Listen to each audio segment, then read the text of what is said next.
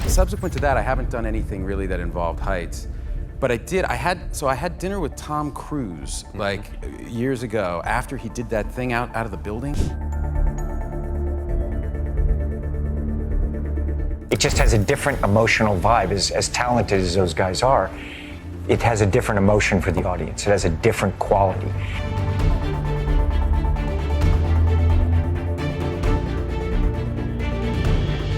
Tom Cruise, my friend, will tie himself to a side of an airplane and it will take off and land. I put applesauce on my neck so a pit bull could give me love and affection. I don't know who was braver. Tom Cruise is gearing up to strap himself to a plane in mid-flight. Meanwhile, I'm here smearing applesauce on my neck just to get kisses from a pit bull. He's been the star of Mission Impossible for years, raking in billions and capturing hearts worldwide. Yet not everyone's a fan. Some big names in Hollywood steer clear of him, including ex-Scientologists and former loves. Why are they keeping their distance from such a huge star? Join us to expose what's really going on with Tom Cruise's darker side. Tom Cruise's extreme flight plan. Who hasn't heard of him? He's practically a Hollywood icon, starring in hit movies for decades. He's been the face of the Mission Impossible series for nearly 30 years, bringing in billions of dollars worldwide. This has made him one of the wealthiest actors in the film industry. However, despite his success, he's not liked by everyone in Hollywood. Some well-known actors have openly criticized him and avoid associating with him. But behind the bright smile and movie star fame, something unsettling is brewing. Something that could shake the image of a perfect superstar. He's famous and seems nice, just the kind of person you'd think would keep landing big movie roles. But some people, including former members of the Church of Scientology and ex-wives with broken hearts, aren't fans of him. Let's take a closer look at why some celebrities think he has gone off track. Even though they share the same faith, rumors suggest there's a rivalry between them, fueled by jealousy and a desire to be favored by the church's leader. Brendan Tigg, a former security guard for the church, says John has long been jealous of the special treatment he gets from David Miscavige, the church leader. He often receives extravagant gifts like airplane hangars and custom motorcycles, which only adds to the tension. This tension reached a peak in 2008 when he was awarded the Freedom Medal of Valor, which highlighted him as an especially dedicated church member. Tigg mentions that John felt overlooked and undervalued, as if his achievements were casting a shadow over him. But that's not the worst part. This rivalry goes beyond their public appearances at church events, showing how personal ambitions and strained relationships can run deep. Their competition for recognition and favor from Miscavige has widened the gap between them, with both trying to outshine the other within the church. Then there's Lisa Marie Presley, daughter of Elvis and Priscilla Presley, who also had a complicated relationship with him because of their connection to Scientology. Lisa Marie joined the church in the 1970s, influenced by her mother. As she grew older and inherited her father's wealth, church leader Miscavige took a special interest in her, grooming her for a significant role within the church. But things took a turn. Lisa Marie became disillusioned with the church's manipulative ways and left in 2014. Despite her long history with Scientology, she openly admitted she couldn't stand being in the same room as him. Her dislike for him was unexpected, especially since her background was in music, not acting. But that's not the whole story. Her interviews reveal how the church tried to use her star power to recruit others, including her ex-husband, Michael Jackson. The church even tried to get involved in their divorce, pushing her away from Jackson during his difficult times. Her openness about her issues with him and her decision to leave Scientology sheds light on the power struggles and manipulations within the church, showing just how hard it can be to stay true to yourself in such a high-pressure environment. Behind the scenes, the challenges and disagreements among its famous members highlight the personal struggles and choices people in Scientology face, even though they often present a united front to the world. Leah, known for her role in King of Queens, joined Scientology with her mother in the 1970s when she was just a child. After many years in the organization, she decided to leave in 2013, growing increasingly doubtful about his practices in leadership.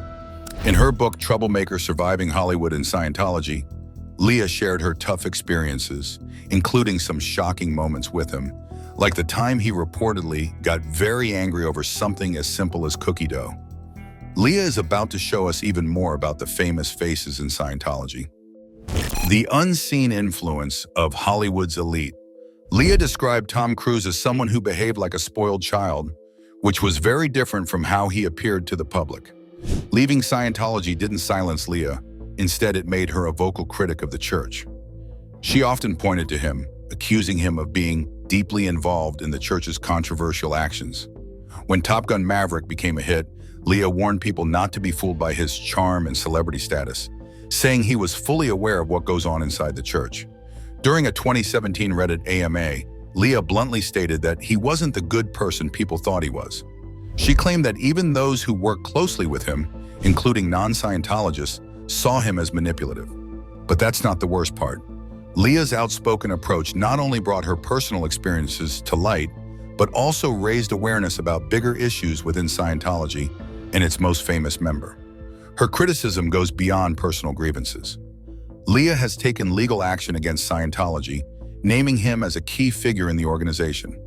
She claimed he was essentially the second in command, which highlights his significant role within the church. Leah's break from the church was a turning point in her life, transforming her into a campaigner against the group she once belonged to. Her public feud represents a fight against the alleged wrongdoings and hidden actions within Scientology. But it doesn't end there. Kate Ceberano, another celebrity associated with Scientology, finally addressed the rumors about her relationship with him. Despite their shared beliefs, Kate clarified that just because they are both in Scientology doesn't mean they are close friends.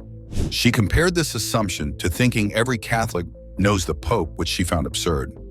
In an interview, Kate laughed off the idea of meeting up with him and his then-wife, Katie Holmes, during their trip to Australia, saying she wouldn't even recognize them enough to arrange a meeting. Kate rarely talks about her faith in Scientology and finds the constant speculation about her supposed close ties with him amusing. She dismisses these rumors, pointing out that such assumptions could lead to all sorts of wild ideas. Back in 2000, there was talk that Kate had met with him and Holmes during their visit to Australia. Kate firmly denied any friendship, despite their shared faith, calling it ridiculous to think they were friends, and making it clear that being in the same religion doesn't mean they are personally connected. Kate wants to put an end to the speculation about her relationship. They are not friends, and she doesn't rely on Hollywood connections to boost her career. This helps clear her stance on her relationship with one of Scientology's most famous faces and highlights the common misconceptions that come with shared religious beliefs. But that's not the full story. Other Australians have been linked to him through Scientology, like James Packer, who once offered him and his family a luxury apartment during their stay in Australia. Although Packer's interest in Scientology has faded since his marriage and the birth of his daughter, he still remains friends with him. However, for Kate, Hollywood connections aren't necessary for success. She has made a name for herself through her talent alone. She is scheduled to tour Australia and has secured a high-profile gig in the US. He was a big help to the Beckhams at first, but once they settled into their new life, they started to drift apart. The Beckhams tried to reconnect, but he didn't respond well. He felt they hadn't done enough to keep their friendship alive. There were also rumors that he had pushed the Beckhams to get more involved with Scientology, which might have caused some distance between them. His insistence on them joining Scientology and their refusal led to tension. The Beckhams felt they had to pull away because he wouldn't accept their decision. Even though Victoria Beckham said they stayed on good terms and met up occasionally, some sources said he was still upset about how their friendship faded. He thought their attempts to make up weren't enough and wasn't willing to revive the friendship without bigger efforts from them. Next, a public argument turns the spotlight on mental health in Hollywood. Scientology, Shields, and Cruise. In 2005, Tom Cruise got into a public argument with Brooke Shields over her use of antidepressants to treat postpartum depression. Brooke had openly shared her struggles in her book, explaining how medication and therapy were crucial during the tough time after her daughter was born in 2003. As a well-known Scientologist, he is against psychiatric drugs and publicly criticized Brooke for using medication. This all came to a head during an interview on the Today Show with Matt Lauer, where he called Brooke's decision irresponsible.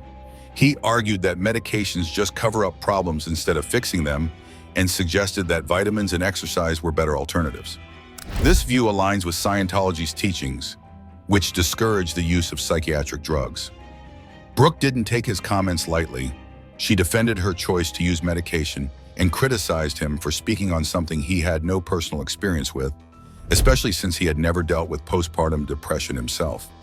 She even wrote an op-ed in the New York Times, stressing how important medical help is for mental health issues and advising him to stick to his own beliefs instead of judging women's healthcare decisions. Their disagreement touched on bigger issues about mental health, medical treatments, and the influence of Scientology in Hollywood. Brooke's openness about her postpartum depression helped raise awareness about the condition and the effectiveness of antidepressants, challenging the stigma around mental health care. But the story didn't end there. Despite their public fallout, he and Brooke managed to patch things up in 2006 when he visited Brooke's home and sincerely apologized, which she accepted. Brooke even attended his wedding to Katie Holmes, showing that they had moved past their differences. This incident had a big impact on public discussions about mental health. Brooke continued to advocate for mental health awareness and was praised for her efforts, while he remained firm in his stance against psychiatric medication, often facing criticism for his views. Even though they had starred together in the 1981 film Endless Love, their opinions on mental health treatment couldn't have been more different. In a tweet interview with Piers Morgan, Mickey Rourke harshly criticized him despite the massive success of Top Gun: Maverick. Rourke dismissed the praise he received and called him irrelevant. He also accused him of playing the same type of roles for over 30 years, comparing him unfavorably to actors like Al Pacino, Robert De Niro, and Marlon Brando, who he said consistently challenged themselves. Rourke's comments came at a time when he was being widely celebrated for bringing life back to the movie industry with Top Gun: Maverick, which almost made $1.5 billion at the box office. Rourke's critique highlighted a difference in what the acting community values, pointing out that financial success doesn't always mean artistic success. He argued that real acting is about pushing your limits, something he felt he hadn't done, adding another layer of controversy to his otherwise celebrated career comeback. Richard Harris, known for his fiery personality and straightforward approach, never hesitated to share his opinions about him and his acting abilities. As Richard's impressive career was winding down, he often directed sharp criticisms at him. Richard, famous for his powerful roles in films like Gladiator and Harry Potter, questioned his intelligence and acting talent. He once joked about his perfect teeth, wondering aloud if he had ever read a book, hinting at what he saw as his shallow understanding of the world. But Richard didn't stop there. He also poked fun at his shorter height and the large group of bodyguards that always surrounded him. Richard openly mocked him for looking even smaller next to his tall security team, and he found the need for so many bodyguards to be a bit much. Old Hollywood meets new as bold opinions clash with modern fame. Richard's take on today's leading men. Richard also liked to point out how different their lives were. He reminisced about his wild days, like showing up to movie premieres with a bottle of vodka, which was a far cry from Tom's choice of drinking Evian water. To Richard, this difference was a sign that Hollywood had become too clean and less genuine. His comments were more than just personal digs. They reflected his unhappiness with how Hollywood was changing and the new type of leading men it celebrated. Richard's blunt remarks about him caused quite a stir and highlighted the clash between the old and new Hollywood. But that wasn't the worst part. Richard's strong preference for a rougher, more authentic style of fame was in direct opposition to his carefully managed public image. Richard's dislike for what he saw as an elitist attitude in the industry, combined with his sharp critiques of him, showed his broader frustration with the direction that modern movies were taking. Even though his comments sparked controversy, Richard remained stubborn and unapologetic, which was not just a reflection of his career, but also of who he was as a person. Richard's criticisms went beyond just his looks or his security team. They touched on what he saw as a shallow focus in his career, where appearances seemed to matter more than true artistic skill. In 2009, during an event for Elle magazine, Alec Baldwin made a playful jab at his enormous Hollywood salary. Baldwin suggested that if he cut his pay by $29 million, it could help close Hollywood's gender pay gap. Baldwin joked that adjusting the pay scale was simple, though he admitted it wasn't fair to comment when he wasn't there to respond. He humorously added that his own salary was so low it could only be compared to the cost of Altoids in one of his movies. But this wasn't the main issue. Baldwin's lighthearted comments highlighted the huge pay differences in Hollywood, where stars like him earn massive amounts. This was particularly striking given his estimated net worth of about $570 million. Baldwin's jokes entertained the audience but also brought attention to the ongoing discussions about gender pay inequality in Hollywood.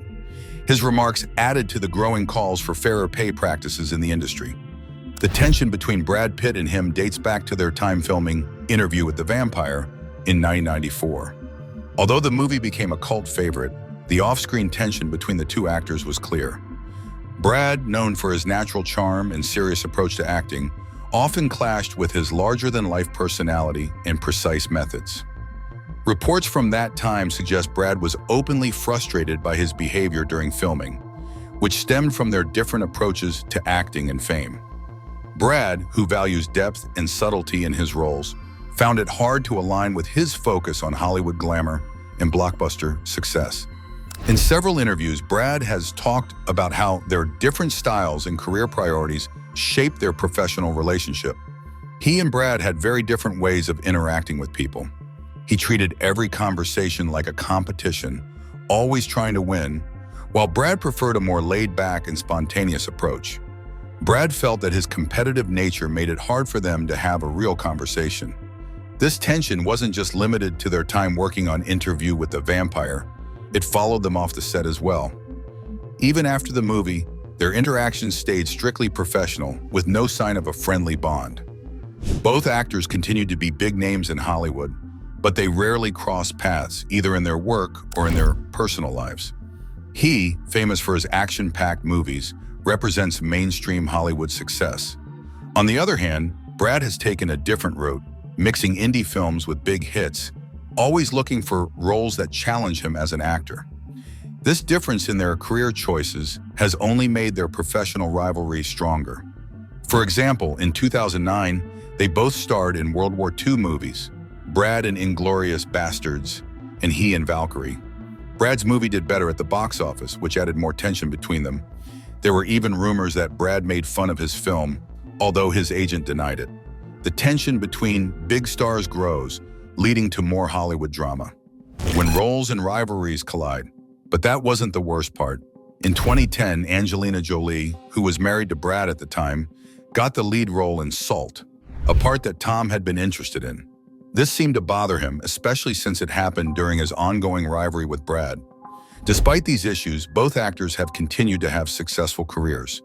Brad's films, whether indie or big budget, and his consistent presence in blockbuster movies show their different approaches to stardom. Even though they haven't had any public arguments like he has with other celebrities, the underlying tension between them is still a noticeable part of their long careers. In 2013, he sparked controversy by comparing the intensity of filming movies to fighting in Afghanistan. This didn't go over well with Mark Wahlberg, who openly criticized him during a Q&A session after his film Lone Survivor. Wahlberg pointed out the huge difference between acting and military service, emphasizing the real sacrifices soldiers make compared to the relative ease of an actor's life. But things didn't end there. His lawyer later said that his comments were meant as a joke and that he actually supports the troops, but the explanation did little to calm the situation. Wahlberg's straightforward criticism showed his respect for military personnel and brought more attention to the hardships they face, highlighting the big difference between Hollywood and real-life struggles. One day, Justin Bieber playfully kicked at a bottle and joked that it could have been his head. This simple act sparked a lot of conversations online, with people wondering why Bieber might suddenly seem upset with the famous actor. Some thought it might be due to religious differences, personal problems, or just Bieber trying to get more attention. Even though his words sounded serious, Bieber later explained in an interview with TMZ that it was all just a joke. He admitted that the tweet was made on a whim and might have come off as strange. He didn't really want to start a fight, he was just messing around. While Bieber openly discussed his challenge, he stayed quiet, which only made people more curious. Eventually, Bieber admitted that he would probably win in a real fight because he's stronger. During a carpool karaoke session with James Corden, Bieber half-jokingly said he could take on him but wasn't completely serious. This left people wondering whether Bieber's challenge was just for publicity, a joke that went too far, or something else. But as quickly as the issue arose, it faded away. His silence and Bieber's clarifications made the whole thing a short-lived story in celebrity news. Now, you might think that was the end of it, but let's take a step back. In 2005, he and Katie Holmes, famously known as Tomcat, were the center of attention in Hollywood. Their relationship became even more public when their daughter, Suri, was born in 2006. They followed Scientology's practice of a silent birth, which is meant to create a peaceful delivery environment. Their wedding was a grand affair held at Odescalchi Castle in Rome, with designer Giorgio Armani creating the outfits for Katie and Suri. But despite the fairy tale wedding, rumors circulated that their relationship was more for show than genuine love. His dramatic declaration of love on Oprah Winfrey's show only added fuel to those rumors. Their marriage came to an unexpected end in 2012 when Katie filed for divorce, a move she kept secret to avoid complications. She reportedly left to protect Suri from the strict upbringing of Scientology. Katie gained full custody of Suri while he was given visitation rights. The main issue in their divorce was the potential influence of Scientology on Suri, which played a big role in Katie's decision to leave both him and the religion. In a legal deposition, he admitted that Katie's concern for their daughter was a factor in their split. Since the divorce, he has mostly been absent from Suri's life, which some sources say is because of his deep involvement in Scientology. This ongoing situation has created tension between him and Katie, who now leads a more private life, focusing on her career and raising Suri away from the public eye. Despite the time that has passed, the distance between them remains, and Katie seems to prefer moving on from their shared past. What do you think was the true reason behind Tomcat's split? Comment your thoughts, and don't forget to subscribe for more.